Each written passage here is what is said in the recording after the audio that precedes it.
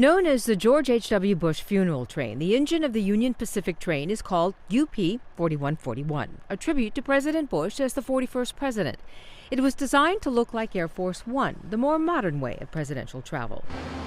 But UP4141 won't be riding the rails alone this week. The engine will be pulling 11 historical cars that hearken to a previous era. Included in the funeral train are several dome dining cars, some built in the 1950s. The Overland, built in 1949, was originally a lunch counter cafe and lounge.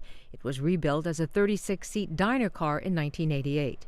The train will leave Union Pacific's facility in spring, on Thursday after the church services, and arrive at College Station several hours later, a route of more than 70 miles. This is personal for me. Union Pacific Vice President Scott Moore says such a procession is an honorable way to acknowledge a man who devoted himself to public service. This particular train trip, going from Houston to College Station for the final resting place, is a great opportunity for Texans and people all across the country to say their final goodbyes to this great man. While the funeral train is not open to the public, there are plenty of places along the route where the public can see this historical rail journey and say a final goodbye.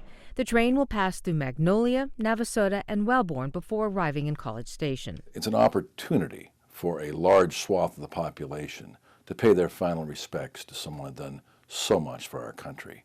And by having a train like this pulled by a locomotive specifically about this man is just really unprecedented. The president will then be interned at the George Bush Presidential Library and Museum.